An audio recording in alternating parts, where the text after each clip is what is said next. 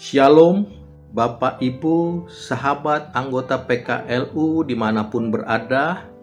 Nama saya Audi Kairupan dari GPIB Jemaat Siloam, Jakarta Barat. Malam ini kita kembali akan membaca, mendengar dan merenungkan akan firman Tuhan yang terambil dari kitab Perjanjian Baru, Injil Matius pasal 13 ayat 36 sampai dengan ayat 43. Sebelumnya, mari kita berdoa, mohon tuntunan Roh Kudus. Mari kita berdoa.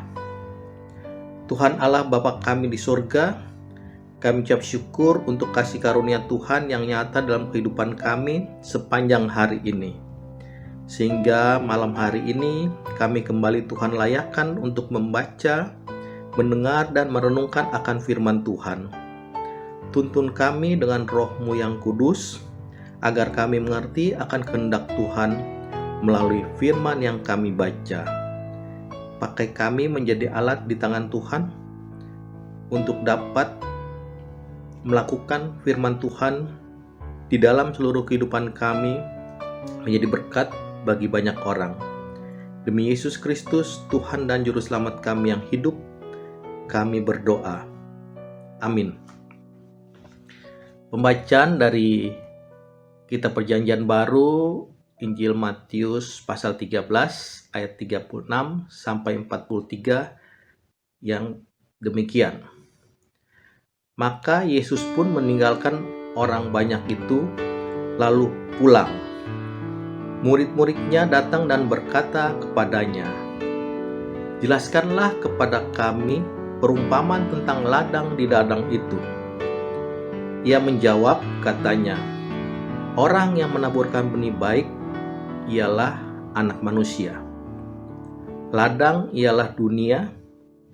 Benih yang baik itu anak-anak kerajaan, dan lalang anak-anak si jahat. Musuh yang menaburkan benih lalang ialah iblis. Waktu menuai ialah akhir zaman, dan para penuai itu malaikat. Maka seperti lalang itu dikumpulkan dan dibakar dalam api, demikian juga pada akhir zaman, Anak Manusia akan menyuruh malaikat-malaikatnya, dan mereka akan mengumpulkan segala sesuatu yang menyesatkan dan semua orang yang melakukan kejahatan dari dalam kerajaannya. Semuanya akan dicampakkan ke dalam dapur api. Di sanalah akan terdapat ratapan dan kertakan gigi. Pada waktu itulah orang-orang benar akan bercahaya seperti matahari dalam kerajaan Bapa mereka. Siapa bertelinga, hendaklah ia mendengar." Bapak Ibu, renungan kita dari ayat ini ialah tidak mudah mencegah seseorang untuk tidak percaya pada janji-janji manis seseorang yang katanya akan membawa perubahan dan perbaikan pada kehidupan mereka. Karenanya, orang-orang itu rela mendukung orang-orang yang berjanji tersebut. Ternyata orang yang berjanji itu sulit mewujudkan janjinya, dan orang yang mendukungnya sesungguhnya telah menceburkan dirinya sendiri ke dalam arus hayalan indah janji manis tersebut. Segala upaya Yesus dalam menyampaikan kehendak Allah kepada segala bangsa selalu ditentang dan dilawan oleh iblis. Orang-orang yang mengikuti Yesus disebut anak-anak kerajaan, dan mereka yang turut dengan iblis disebut anak-anak si jahat. Ayat yang 38. Pada saat kemuliaan Yesus Kristus dinyatakan, maka anak-anak si jahat akan dihukum. Kita lihat dalam ayat 42. Sedangkan anak-anak kerajaan akan menjadi mulia bercahaya seperti matahari di dalam ayat 43. Perumpamaan ini hendak mengingatkan para pengikut Kristus betapa berbahayanya benih ilalang yang ditaburkan iblis ke dalam hidup mereka. Mereka bisa terjebak menyesatkan orang lain dan melakukan kejahatan. Itu terdapat dalam ayat 41. Menyesatkan orang lain adalah dosa besar. Kita dapat menyesatkan orang dengan membujuknya melakukan kejahatan atau berbuat kesalahan. Penyesatan dapat dilakukan dengan jalan menyebarkan ajaran-ajaran yang salah. Kita juga bisa menyesatkan orang dengan cara menjadi contoh yang baik dalam hal kejahatan. Selain penyesatan, ayat 41 juga mengingatkan kita bahwa melakukan kejahatan sama artinya dengan tidak hidup menurut perintah-perintah Tuhan. Mari lakoni hidup kita di hari ini dengan tidak menyesatkan orang dan tidak melakukan kejahatan lainnya.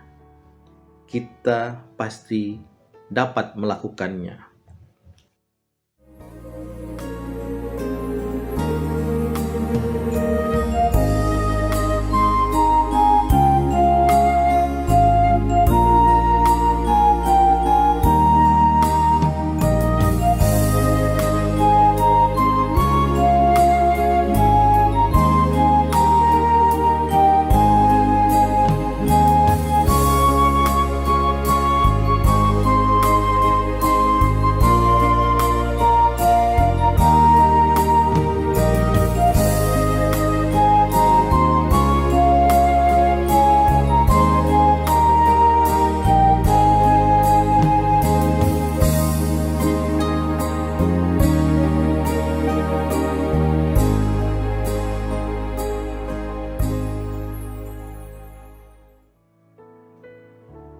Mari kita berdoa.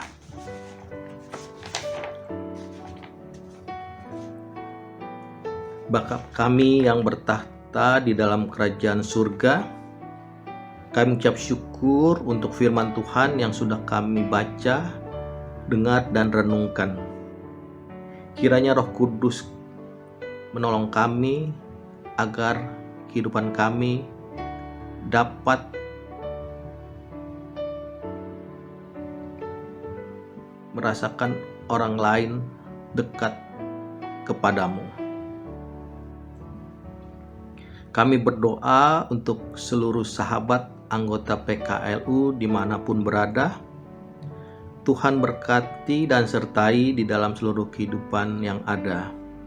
Tuhan pakai seluruh anggota PKLU untuk tetap semangat dan berjaya di dalam aktivitas yang ada. Terlebih di dalam masa pandemi COVID ini, Tuhan memberikan kekuatan dan kesehatan yang berasal dari Tuhan. Tuhan jaga dan lindungi agar kami tetap semangat dan tetap menjalankan protokol kesehatan yang ditetapkan. Walau kami tidak dapat berjumpa secara fisik, tetapi saling menguatkan di dalam iman melalui persekutuan secara daring.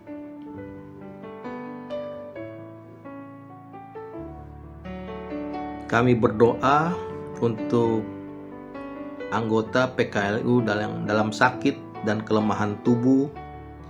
Tuhan berkati dan jamah mereka melalui kuasa Roh Kudus. Mereka dikuatkan dan disembuhkan. Tuhan jaga dan pelihara kami, ya Tuhan, di dalam seluruh kehidupan kami selanjutnya. Kami berdoa untuk anak cucu kami. Tuhan jaga dan pelihara, tuntun mereka dalam sekolah dan pekerjaan mereka, ya Tuhan, sehingga mereka juga tetap kuat dan senantiasa bersandar hanya kepada Tuhan untuk melalui masa-masa sulit di dalam masa pandemi COVID-19 ini. Kami juga berdoa ya Tuhan untuk pemerintahan melalui Bapak Presiden beserta jajarannya untuk diberikan kekuatan serta hikmat dari Tuhan agar di dalam situasi yang sulit akibat pandemi COVID-19 ini tetap dapat memimpin dan membawa masyarakat tetap bersatu di dalam melawan COVID-19, sehingga tercipta kehidupan yang penuh kedamaian. Sertai akan tenaga kesehatan dan para dokter untuk tetap semangat di dalam tugas yang ada. Beri kekuatan dan kesehatan yang prima yang berasal daripada Tuhan, sehingga bersama-sama mereka tetap dapat menjalankan tugas dan tanggung jawab mereka di dalam merawat para pasien yang disebabkan oleh COVID-19. Tuhan Allah Bapa kami yang bertahta dalam kerajaan surga, kami juga mau berdoa untuk